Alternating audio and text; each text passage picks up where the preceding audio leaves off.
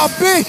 Brusco nahuli ka agad, lumabas sa lane si Monsters, pero nandun naman yung info para sa Onyx PH na nahuli lang kagad nung Hilda. Oo, dito na bigla yung bigger run kahapon yung control ng Influence Rage over the river. Na-force yung retry ni King Kong. Siya yung ini-invadean! Grabe, walang hito talaga yung pag-agro dito ng Influence Rage. Papasok dito si Brusco, nanakap naman yung Farsa. Si Chan, sinusubukan niya makatakas pero wala na siyang wings by wings at nakabawi ka agad ng Onyx PH. Okay, 1-for-1 exchange. Again, river control is very important pero kakaiba yung pinapakitang control dito ng Influence Rage. Muntikan pa si King Kong. Buti na lang. May revitalize steal si Kirk. Nanakap dito si Monsters pero nakatago kasi sa damuhan. Makakapag-dash out pa si King Rito Blade Surge. Enough ba yung damage? Hindi ata. And si Pakito ay tutumba na naman. Hindi pala na naman. For the first time. Pero sakto na kapag immortal form din si King Kong. Nakatulong nga tayo yun na nabigyan siya ng konting depensa para hindi siya mapitas. Ayun na. Sabi ni Brusco, ang nyo paluwa kayo dito sa river Sige. Dito tayo magkakaalaman. Paalakasan tayo dito sa river control. Makulit talaga ngayon ang Influence Rage. And kita rin naman yung ganitong laro para sa kanila sa MPL Latam. Pero I think na supplement lang din kasi meron silang Indonesian EXP laner na naglalaro doon. Yep, again, third of fight between Onyx and Influence Rage. King Kong with the retribution alongside the Soul Sever. And disiplina lang ang pinakita rito ng Influence Rage. No longer pursuing the Suyo. And sa may middle lane, nagkakalaban na dito. Kick!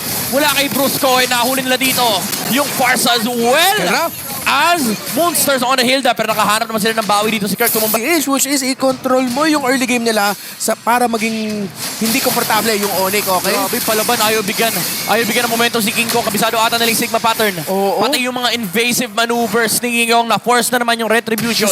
Kick mula dito kay Brusco. Mauhulid na naman nila si Pakito. So kahit paano, nakakahanap pa rin ng mga aggressive movements ng Onyx Philippines. Pero grabe pa, palo-palo.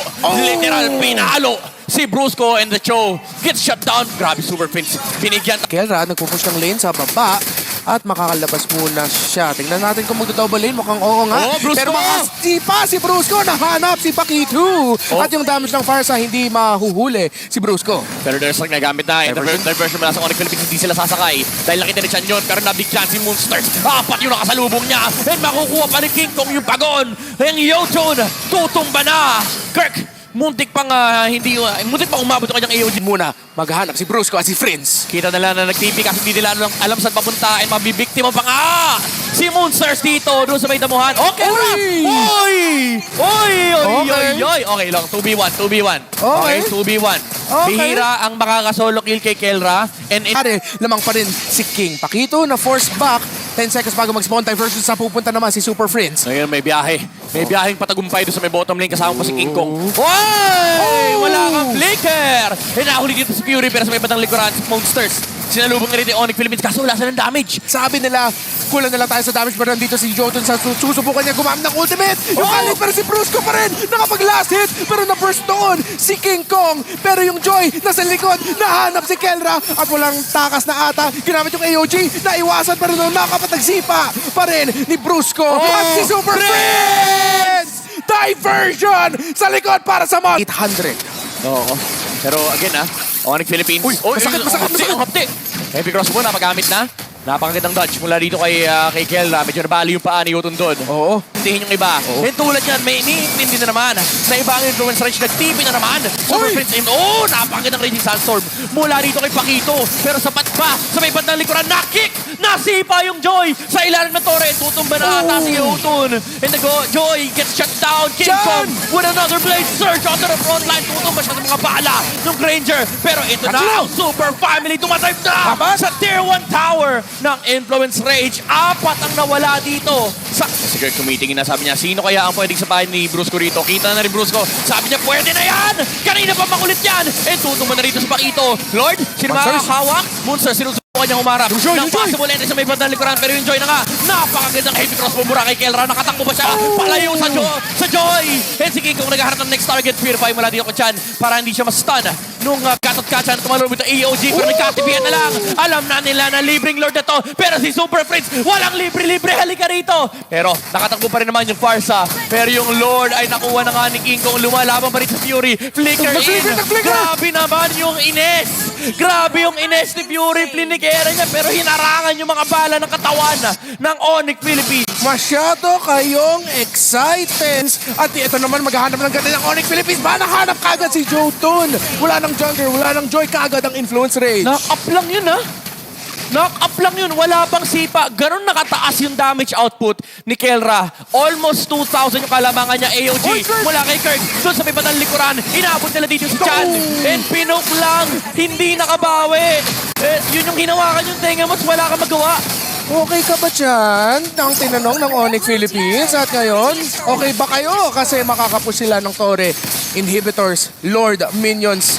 Pumapasok na sa base ng Influence Rage. Brusco naghanap ng angulo. Brusco hindi makakanaka pero siya ang mabibigyan ng damage dito ng Influence Rage. Kailangan mag-back raging Sunstorm doon sa likod. Mahuhuli si Kelra, mahuhuli si Prince. Pero wala Walang siya masyado damage. kasi si Pakito at si Monsters lang. Pero nakatakas si grabe. Pakito. Naiwan yung Hilda. Onyx Philippines, 12,000. Conceal, ready na sila. Gusto na nila. Pero na-damage pa yung Onyx PH. Pero yung strike, napatay nila din si King Kong. Pero tutumba pa rin naman yung mga frontliners ng Influence Rage. And nandito pa rin naman si Kelra para mag-tower lock. M6 special. Sabi niya, wala akong pakisakil. Gusto ko yung Torre. Gusto ko yung Game 1. Oh my gosh! Kakaibang... Tigiran lang naman. Roam for roam. Sakto, nakapag level 2 pa si Brusco, makakapag-heal siya. Dito na si Super Friends at si Pakito ang mahuhuli dahil maaga siya nag-flicker kanina. Pero si King Kong talaga walang pangi sa jungle ngayon eh. Oh. Oo. Kasi sabi niya, ba't ba hinihintay yung level 4 na suyo? Eh level 3, kumpleto na skills niya, shadow kill, ginamit. Kaso naka-immortal form eh! Grabe! Naka-immortal form! Malaingan yung high pitch. Tapos si Super Friends pa nakapagkuha ng kill sa Hayabusa. Grabe si King Kong. Pero nakita mo yun, hindi niya binitawan yung blade search. Oo nga eh. Ay, yung yung queller, para lang immortal form. Grabe! Dami Mag-punish siya. pa dito si Monsters!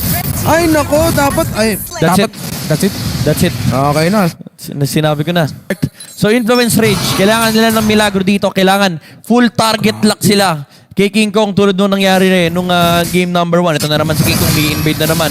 Queller? Uy, sino nakakuha nun? Uy, Blade Search, Blade Search. Wag ka mag-Blade Search. Ay, mahuli. Ay, hinintay yung Shadow Kill. Malo. Oo, yun lang. Wala pa na siya Shadow Kill. Okay, Brusco, mahuli ata dito ni Pakito at ni Monsters pero nandito si Super Friends para tulungan yung Khalid. Pero yung ultimate ng Eve ay saktong-sakto para mahuli si Khalid. Okay, yun ang hinaharap natin. Yung trabaho nila yun ay talaga malulugi sila sa mid-game. Oh, Crimson Beacon. Nasipa pa rin naman si Super Friends. May flicker pa however yung Zushin. Pero nagamit yung Zaman Force ha. Mula dito kay Fury and ang masaya dito for Onyx Philippines si Kelra. Kanina pa siya naiiwan doon sa top lane. Kailangan hintuin nila yung farm nung Moskov kasi si Fury nga napalabas siya sa lane para makatulong sa agresibong play pero si Brusco mahuli niya ata si Jotun pero nabigyan lang siya. Siya ngayon ang nabibigyan si Kirk hindi tatama yung onward niya pero yung pagong mapupunta sa Onyx Philippines. Grabe. Kahit anong gawin mo talaga kapag Onyx Philippines sa kalaban mo, parang lahat ng moves mo, it is gonna be met by a trade. Spirit Destruction, wala kay Kelra, umabot doon. Kay Fury, kakauwi lang ng Moskov, nandito pa siya sa laban and nag-connect pa yung plano ng Onyx Philippines. Nag-family reunion sila na sa taas. And hindi in-expect ng Influence Rage yun. Nakala nila pwede sila lumaban. Kaso nandun si King Kong at si Kelra. And ngayon, 4 minutes pa lang, 2K na yung kalamangan nila. Sila pa lamang sa late game. Okay, Onyx Philippines tinutuloy nila yung agresibong play sa taas. Si Pakito mahuli na naman, nasipa doon si Brusco pero mapalayo lang. Pero makakadas doon si Pakito, buhay pa siya. Zaman Force sa ilalim ng Torre, buhay pa rin si Fury. Walang makukuha ang kill ang Onyx Philippines Lang, pero Uy, Primal Wrath, kagad mahuli ata si Monster. Si Jotun, nag-shadow in, babalik. Shadow, wala na ata. Pero meron pa siyang ultimate, ginamit na niya yung shadow kill. Siya mahuhuli, stun kagad. Onyx Philippines, nahuli nila yung Hayabusa ng Influence Rage. Kailangan na nila tumakbo. Pero sa Pakito, sinusubukan pa rin niya, hindi siya mahuhuli ni Brusco. Kakasabi ko lang, di namamatay yung Hayabusa. Namatay bigla si Otun. Dahil sa may mid, lumalaban pa rin sila Super Friends. Napakagandang reload manipulation. Mula kay Chan, locking in some members on the side of Onyx Philippines here. Flicker! Grabe! Uy, umabot dito! Si Fury with the Zaman Force. Nakikipagkalaban siya sa dalawa. And si Kelra naipit sa pagitan ni Chan. At pati na rin ni Fury. Medyo napasama yung pwesto. Oo. Ni Gold Standard doon. Napalalim ng sobra si Kelra. At ngayon yung influencer. Ay, pero magnanakap si Brusco para siya lang yung mapitas. Grabe, hindi Sir! na. Hindi pinagalaw si Pakito. Ngayon yung influence range, mararamdaman mo, Ay! mamamatay tao yung mga kalaban mo. Pero nakapag-shadowed pa rin naman. Si Hayabusa rito, nice kick mula dito kay Cho. Oh, Yutun! Ba't ka bumalik? Shadow kill? O sino unang mamatay? Sino unang tutumba? Ay, Nauna grabe! na ng Super Prince, pero sumunod din naman si Yutun and mega kill na si King Kong. Top lane, however, Kenra! That's 1v1! So, Pogi Okay. points plus Pogi points si Fury. Marami mag... Ensan dito ng influence range. Gusto kunin ng Onyx PH. Ay, nag-shadow ka na naman! Grabe, boss! Nahuli na naman ni King Kong si Jotun. Nag-shadow na naman sa harap ng Onyx. Kitang-kita na lahat. Cut and 4K yun, boss. Hindi ko na. Hoy, nag-summon force, walang kalaban. Walang kalaban, pero ito na Onyx Philippines. Sabi nila, oy, wala na siya sa summon Ay, force. tumama! News, ano lang, news report, wala na po siya sa summon force. Predicted pa yung dadasyan nung Harit with a raging sunstorm. Bruce ko naman! Galit na ang Onyx Philippines. Akala ng influence range may chance pa. Biglang nawala yung Harith nila.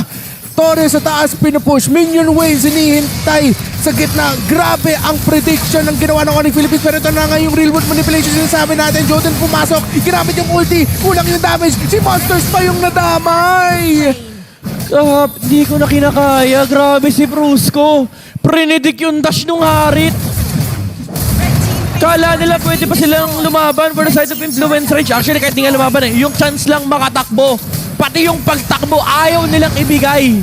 And for Onyx Philippines, eto na naman yung 1K gold lead per minute. Di naman accurate yun. Pero gets nyo na. Oo. Yung sobrang laking kalamangan dito ng Onyx Philippines, pinapamalas na naman nila sa influence range. And yun, pwede silang tumalon sabay-sabay. Hoy, Ay! nauna tumalon si Paquito, pero binalibag siya ni Kirk and tutumba na yung choke. Godlike na si King Kong, Spirit Destruction. Di ko lang sa papunta yun. Gusto! Pero si Yoto dito nakapag-shadow kasi may bandang likuran. Pero tutumba na si Fury sa unahan. Oh! Wala na yung damage dealer dito na influence range. Isa-isa silang tumutumba. Triple kill para kay King Kong and para sa sweep ng Onyx Philippines. Isang buong araw na puno ng sweep mula sa ating mga PH teams dito sa